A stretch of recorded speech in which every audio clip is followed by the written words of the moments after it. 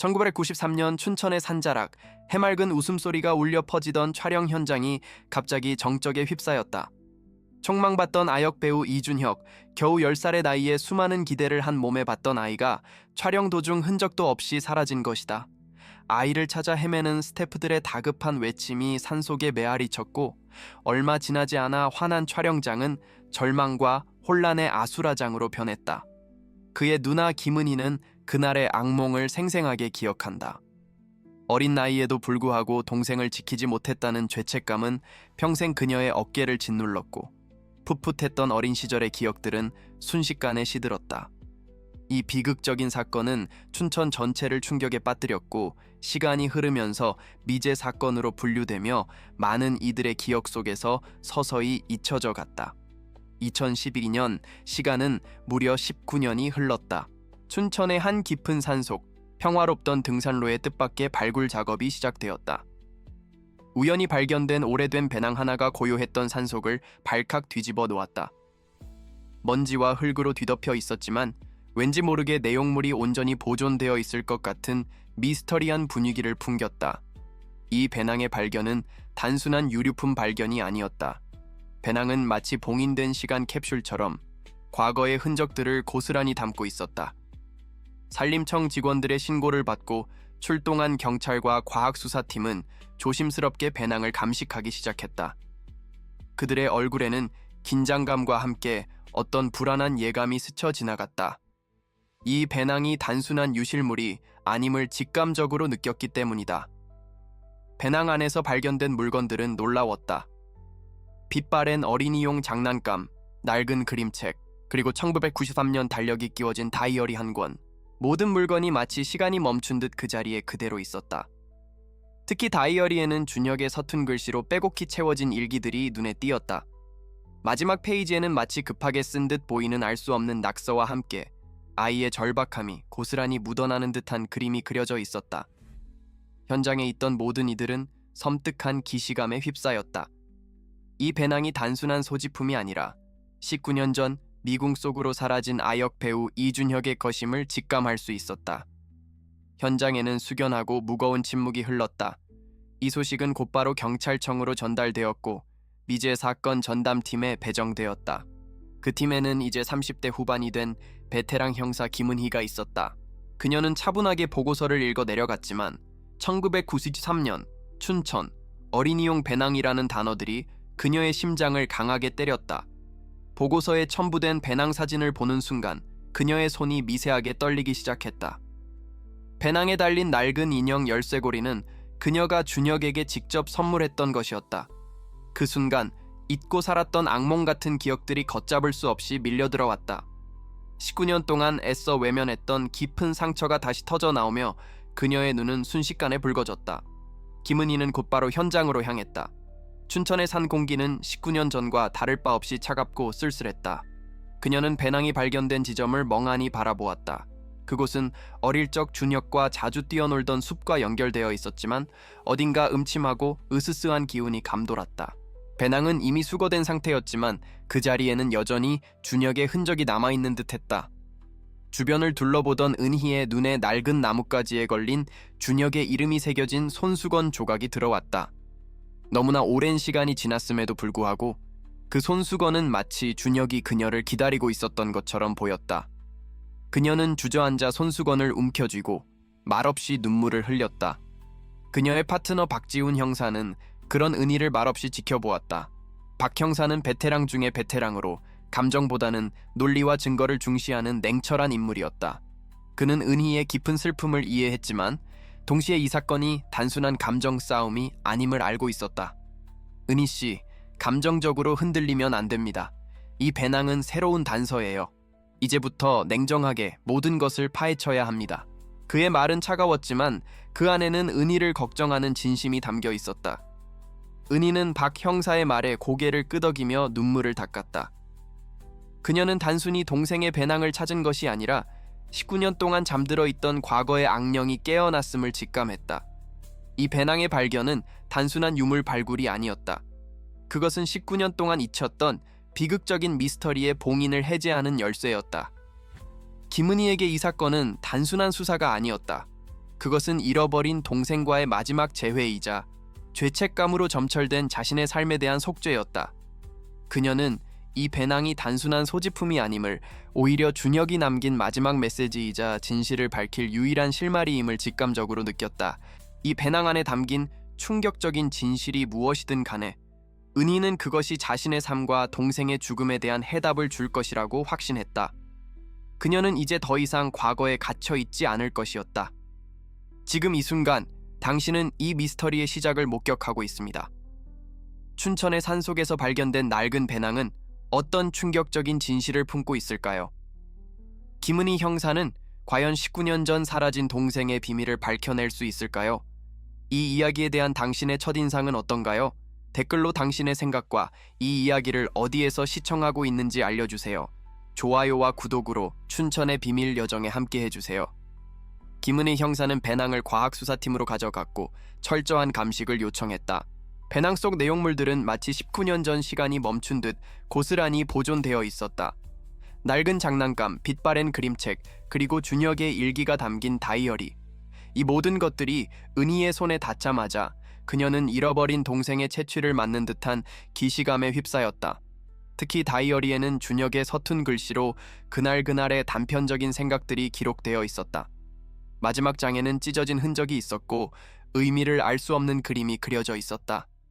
은희는 다이어리를 펼쳐 한 글자 한 글자 정독하기 시작했다. 박지훈 형사는 그런 은희를 지켜보며 차분하게 말했다. 감식 결과가 나오면 모든 게 명확해질 겁니다. 서두르지 마세요. 다이어리의 초기 페이지에는 준혁의 평범하고 행복했던 일상이 담겨 있었다. 촬영장에서의 즐거운 경험, 친구들과의 장난, 가족과의 따뜻한 순간들. 하지만 마지막 몇 페이지로 갈수록 일기의 분위기는 점점 어두워졌다. 숲이 무서워, 이상한 아저씨, 숨바꼭질이 싫어 와 같은 의미심장한 단어들이 나타났다. 특히 사라지기 전 마지막으로 기록된 날짜의 일기에는 삐뚤빼뚤한 글씨로 비밀을 지켜야 해. 하지만 너무 무서워 라는 문장이 쓰여 있었다. 그 아래에는 준혁이 직접 그린 것으로 보이는 숲속 그림과 그 안에 서 있는 검은 그림자가 그려져 있었다.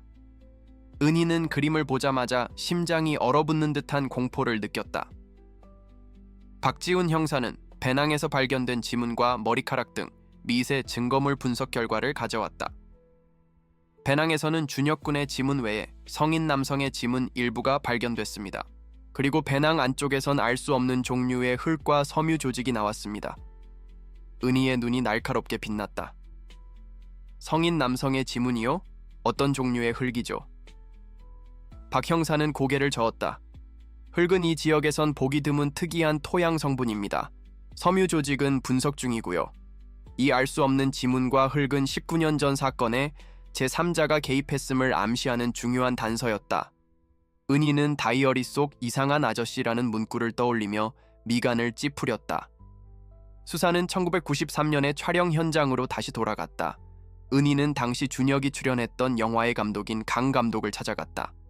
강 감독은 이제 백발이 성성한 노인이 되어 있었지만 준혁의 이야기에 금세 눈시울을 붉혔다. 준혁이 정말 좋은 아이였지. 촬영도 잘하고 항상 웃는 얼굴이었는데 강 감독은 그날의 기억을 더듬으며 준혁이 마지막으로 촬영했던 장면, 그리고 그가 사라지기 직전의 상황을 자세히 설명했다. 그는 준혁이 촬영 중간에 잠시 쉬는 시간을 가졌고 그 후에 사라졌다고 증언했다. 당시에 춘천숲에서 자주 산책을 하던 이상한 사람이 있었는데 딱히 해를 끼치는 것 같지는 않아서 대수롭지 않게 생각했지. 강 감독의 말에 은희의 촉이 발동했다. 강 감독의 증언은 다이어리에 쓰인 이상한 아저씨라는 문구와 일치했다. 은희는 강 감독에게 당시 촬영에 참여했던 스태프 명단을 요청했다. 명단을 검토하던 은희의 눈에 낯익은 이름 하나가 들어왔다. 당시 막내 스태프였던 최진우. 그는 과거 은희의 가족과도 친분이 있었고 준혁과도 유독 친하게 지냈던 인물이었다. 하지만 사건 이후 그는 갑자기 자취를 감췄고 아무도 그의 행방을 알지 못했다. 은희는 최진우가 사라진 이후에 의문을 품기 시작했다. 그는 단순한 실종일까? 아니면 이 사건과 관련이 있는 걸까? 그의 갑작스러운 실종은 은희에게 또 다른 미스터리를 안겨주었다. 한편 과학수사팀에서 배낭에 묻은 흙과 섬유 조직에 대한 최종 분석 결과가 나왔다. 흙은 춘천 산악지대에서는 매우 드문 석회암 지대에서만 발견되는 특이한 토양 성분이었다. 이는 준혁이 사라진 지점이 단순히 촬영 현장이 아니었을 수도 있다는 가능성을 시사했다. 섬유 조직은 오래된 천막에서 사용되는 특수한 재질로 밝혀졌다. 이 두 가지 단서는 은희에게 특정 장소를 떠올리게 했다. 춘천의 산속 깊숙한 곳에 버려진 폐광산이 있었다. 그곳은 과거 석회암을 채굴하던 곳이었고 인근에는 광산 노동자들이 사용했던 낡은 천막들이 남아 있었다. 은희는 박 형사와 함께 그 폐광산으로 향하기로 결심했다. 폐광산으로 향하는 길은 험난했다. 가파른 산길을 한참 올라가자 낡고 녹슨 광산 입구가 모습을 드러냈다. 주위에는 오래된 천막들이 찢어진 채 방치되어 있었다. 박지훈 형사는 주위를 둘러보며 말했다. 여기라면 충분히 사람들의 눈을 피할 수 있었겠군요. 은희는 배낭에서 발견된 흙과 천막 조각을 떠올리며 광산 내부로 조심스럽게 들어섰다. 퀴퀴한 곰팡이 냄새와 함께 차가운 공기가 폐부를 찔렀다. 광산 내부는 어둠으로 가득했고 그들의 발소리만이 정적을 깼다. 은희의 가슴은 점점 더 불안감으로 가득 차기 시작했다. 마치 준혁의 마지막 흔적이 이곳에 남아있을 것만 같은 불길한 예감이 들었다. 광산 내부를 수색하던 중 은희는 작은 공간을 발견했다. 그곳에는 낡은 삽과 함께 흙으로 뒤덮인 낡은 나무 상자가 놓여 있었다. 상자를 열자 안에는 낡은 인형과 함께 또 다른 다이어리가 들어있었다. 그것은 준혁의 것이 아닌 다른 사람의 다이어리였다. 다이어리의 첫 페이지에는 1993년 당시 스태프였던 최진우의 이름이 쓰여 있었다. 은희는 직감적으로 이 다이어리가 준혁의 실종과 깊은 관련이 있음을 깨달았다. 최진우는 왜 이 폐광산에 자신의 다이어리를 숨겨두었을까? 그리고 이 다이어리에는 어떤 비밀이 담겨 있을까? 은희의 심장은 빠르게 뛰기 시작했다. 최진우의 다이어리에는 준혁이 사라진 날의 충격적인 기록이 담겨 있었다. 최진우는 당시 강 감독의 지시로 준혁을 따로 훈련시키고 있었다. 다이어리에 따르면 강 감독은 준혁의 연기력에 불만을 품고 있었고 그를 혼자 숲속으로 데려가 특별 훈련을 시켰다고 기록되어 있었다. 훈련 도중 준혁이 실수하자 강 감독은 폭언을 퍼부었고 준혁은 겁에 질려 숲속으로 도망쳤다고 쓰여 있었다. 최진우는 준혁을 찾으려 했지만 실패했고 강 감독은 사건이 커지는 것을 막기 위해 최진우에게 준혁의 실종 사실을 은폐하라고 지시했다고 기록했다. 은희의 머릿속에 혼란이 찾아왔다. 과연 강 감독이 준혁의 실종에 직접적인 책임이 있는 것일까? 이 다이어리는 사건의 방향을 완전히 뒤바꿔 놓았다. 강 감독은 단순한 참고인이 아니라 이제 유력한 용의자로 떠올랐다. 은희는 다이어리 속 기록들이 사실이라면 강 감독이 준혁의 실종을 은폐하고 최진우를 공범으로 만들었다고 확신했다. 박지훈 형사 역시 다이어리의 내용에 충격을 금치 못했다. 강 감독은 우리가 생각했던 것보다 훨씬 더 많은 것을 알고 있었군요. 그들은 강 감독을 다시 소환하여 다이어리 내용을 토대로 추궁하기로 결정했다. 하지만 은희는 여전히 마음 한구석에 불편한 진실이 남아있음을 느꼈다. 뭔가 더 감춰진 것이 있을 것 같다는 직감이 그녀를 맴돌았다. 강 감독은 경찰서로 소환되었고 은희는 최진우의 다이어리를 그의 앞에 내밀었다. 강 감독은 다이어리를 보자마자 얼굴이 하얗게 질렸다. 처음에는 극구 부인했지만 은희의 날카로운 질문과 다이어리 속 상세한 기록들에 결국 무너지고 말았다. 그는 1993년 그날 준혁이 연기를 제대로 하지 못하자 화가 나서 숲속으로 도망치게 했고 최진우에게 준혁을 찾아오라고 지시했다고 시인했다. 하지만 준혁이 끝내 돌아오지 않자 영화 촬영에 차질이 생길까 두려워 최진우와 함께 실종 사실을 은폐했다고 자백했다. 그의 목소리에는 후회와 함께 비겁함이 묻어 있었다. 그는 자신의 명예와 돈 때문에 어린아이의 실종을 덮으려 했던 것이다. 그러나 강 감독은 준혁의 죽음에 대해서는 부인했다. 그는 준혁이 숲속으로 도망친 이후에는 본 적이 없다고 주장했다. 저는 정말 몰랐습니다. 준혁이가 죽었을 리가 없어요. 그저 숨어 있다가 돌아올 줄 알았습니다. 그의 변명은 진정성이 없었지만 은희는 강 감독이 준혁의 직접적인 죽음과 관련이 없다는 느낌을 받았다. 뭔가 다른 진실이 더 숨겨져 있다는 강한 직감이 들었다. 준혁의 첫 번째 배낭과 최진우의 다이어리, 그리고 강 감독의 자백은 서로 연결되어 있었지만 여전히 중요한 퍼즐 조각 하나가 빠져 있는 듯했다. 수사는 최진우의 행방을 추적하는 데 집중되었다. 강 감독의 자백을 통해 최진우가 준혁의 실종에 깊이 관여했음이 드러났기 때문이다. 경찰은 최진우의 과거 기록과 가족 관계를 샅샅이 뒤졌다. 그 결과 최진우가 사건 직후 이름을 바꾸고 지방 소도시로 이사하여 살고 있다는 사실이 밝혀졌다. 그는 평범한 삶을 살고 있었지만 여전히 19년 전 사건의 그림자에서 벗어나지 못한 듯 불안하고 초췌한 모습이었다. 은희는 최진우를 찾아갔다. 은희의 눈빛은 흔들림 없었지만 그녀의 마음속에는 복잡한 감정들이 교차했다. 최진우는 은희를 보자마자 극도의 불안감을 드러냈다.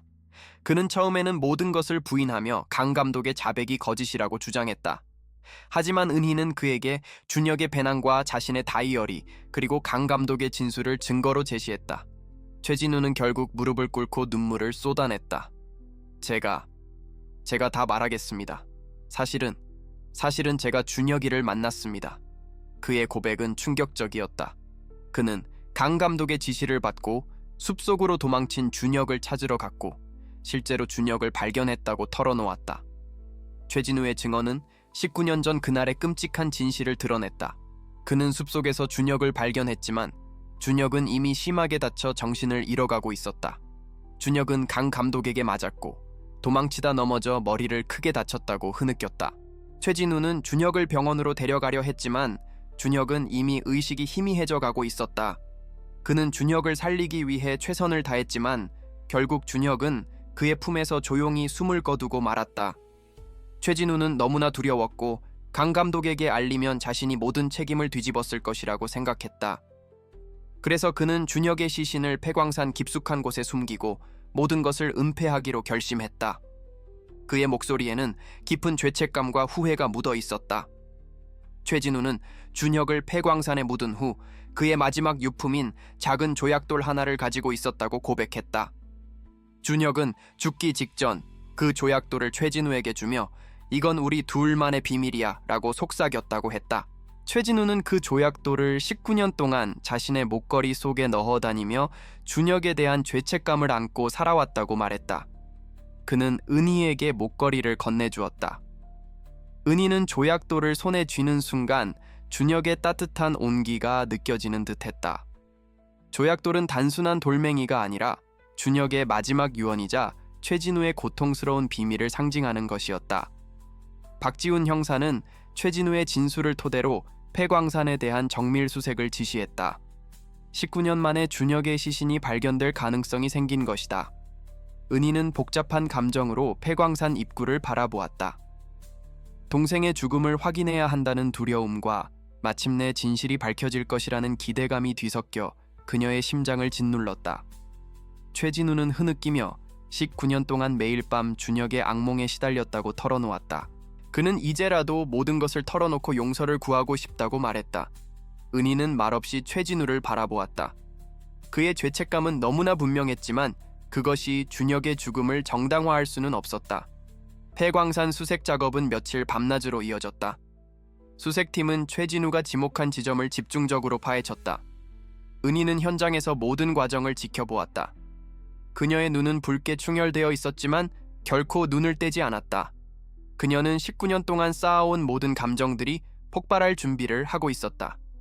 마침내 수색팀의 외침이 들려왔다. 발견했습니다. 은희의 심장이 멎는 듯했다. 19년 만에 그녀는 동생과의 마지막 재회를 눈앞에 두게 된 것이다. 그 순간 모든 슬픔과 분노 그리고 알 수 없는 희망이 뒤섞여 그녀를 압도했다. 시신은 폐광산 깊은 곳에 묻혀 있었다. 흙과 돌멩이로 뒤덮여 있었지만 은희는 시신의 옆에 놓여있던 낡은 운동화를 보고 준혁임을 직감했다. 운동화는 은희가 준혁의 생일 선물로 사주었던 것이었다.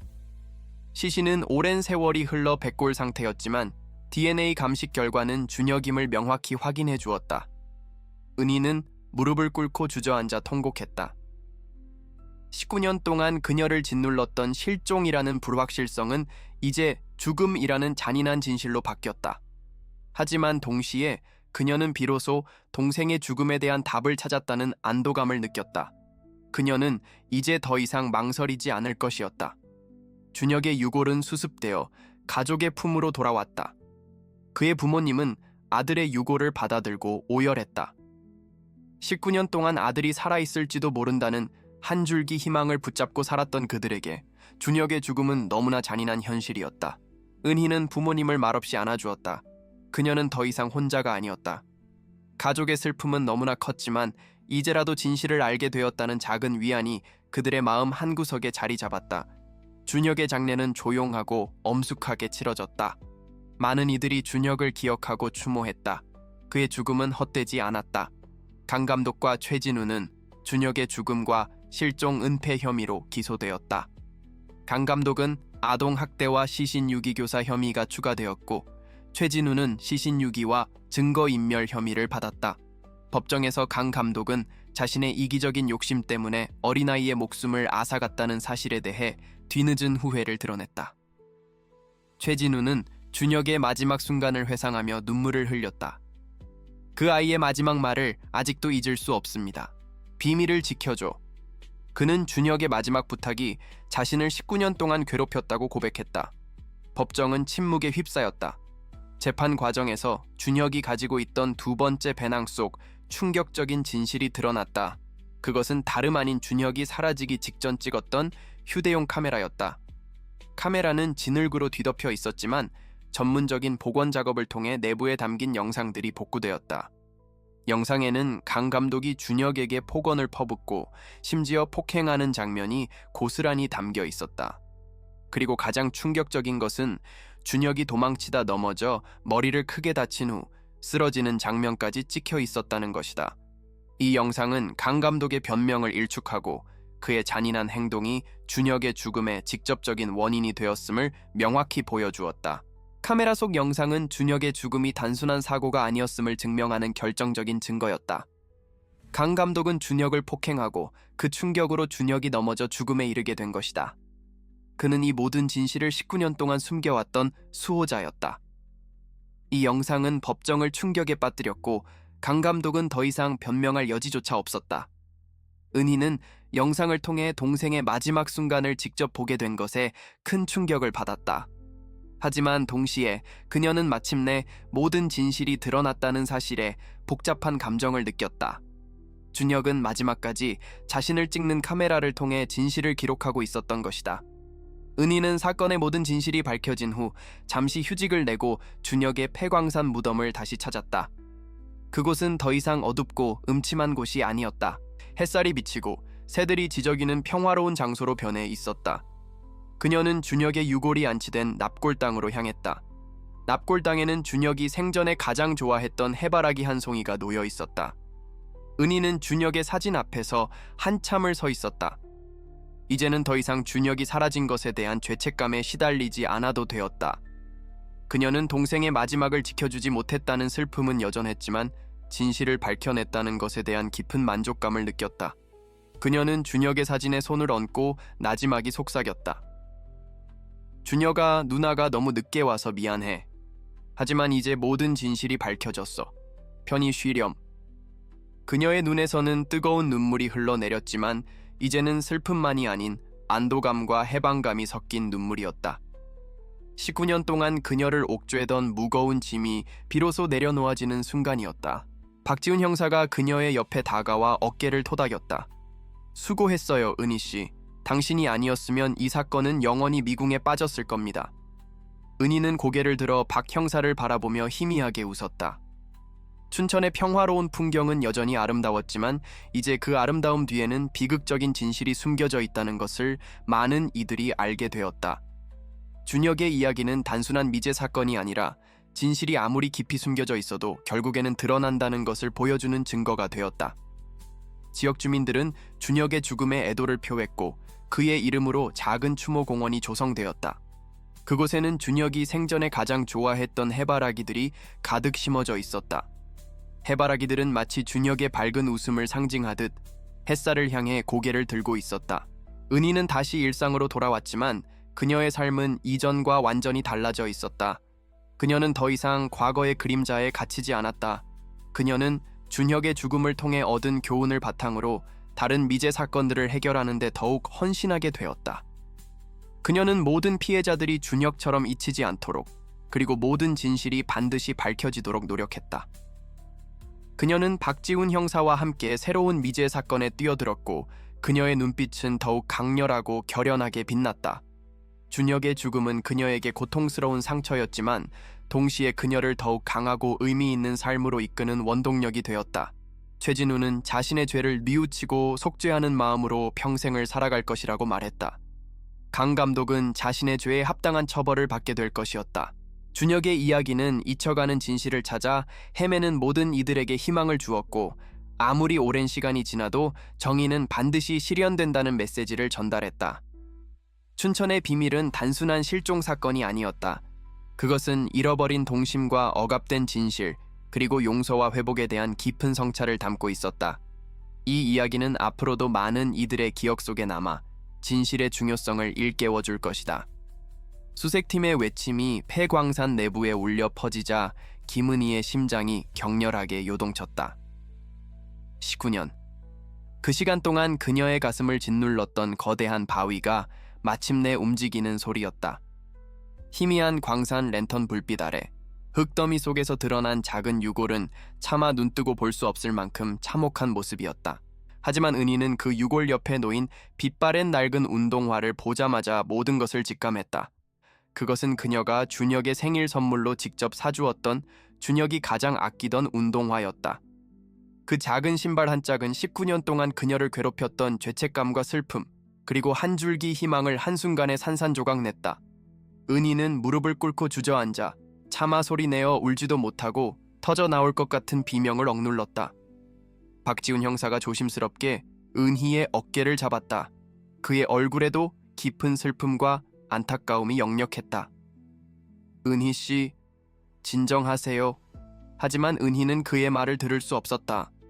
그녀의 눈은 이미 붉게 충혈되어 있었고, 흐릿한 시야 속에서도 준혁의 어린 시절 모습이 주마등처럼 스쳐 지나갔다.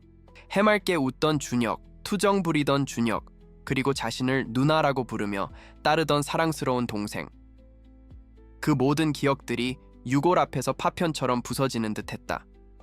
19년의 시간이 무색하게 그녀는 다시 그때 그 어린 소녀로 돌아가 동생의 이름을 애타게 부르고 있었다. 광산의 차가운 공기는 그녀의 찢어지는 듯한 마음을 더욱 아프게 만들었다. 수사팀은 조심스럽게 유골을 수습하고 현장 감식을 시작했다. 최진우의 진술이 사실로 드러난 순간이었다. 유골 옆에 있던 흙 속에서는 준혁의 배낭에서 발견된 것과 동일한 특이한 토양 성분이 검출되었다. 모든 증거들이 최진우의 자백을 뒷받침했다. 은희는 그동안 애써 외면했던 현실, 즉 준혁이 이미 죽었다는 사실을 비로소 받아들여야 했다. 그녀는 이제 더 이상 희망을 가질 수 없었다. 하지만 동시에 19년 동안 그녀를 짓눌렀던 불확실성이라는 가장 큰 짐이 사라지는 순간이기도 했다. 진실은 잔인했지만 적어도 그녀는 이제 답을 찾았다. 준혁의 유골은 법의학 연구소로 옮겨져 정밀 감식에 들어갔다. 은희는 준혁의 부모님께 이 소식을 전해야 했다. 그동안 준혁이 살아있을지도 모른다는 희망으로 버텨왔던 부모님에게 아들의 죽음은 감당할 수 없는 고통일 터였다. 은희는 떨리는 손으로 전화기를 들었다. 수화기 너머로 들려오는 부모님의 오열 소리는 은희의 마음을 갈기갈기 찢어 놓았다. 그들의 슬픔은 은희의 슬픔과 다르지 않았다. 가족은 다시 한번 준혁의 죽음 앞에서 무너져 내렸지만 이제라도 아들의 마지막을 알게 되었다는 작은 위안을 찾으려 애썼다. 하지만 최진우의 증언과 유골의 발견은 끝이 아니었다. 법정에서 강 감독과 최진우에 대한 공판이 이어지는 동안 준혁이 폐광산에 묻히기 전 마지막으로 가지고 있던 휴대용 카메라의 존재가 드러났다. 카메라는 최진우가 유골과 함께 묻었다고 진술했지만 흙과 진흙으로 뒤덮여 알아보기 힘든 상태였다. 과학수사팀은 몇 주간의 복원 작업 끝에 카메라 내부의 영상들을 복구하는 데 성공했다. 이 영상들은 단순한 증거가 아니었다. 그것은 19년 동안 묻혀있던 충격적인 진실이자 준혁이 세상에 남긴 마지막 메시지였다.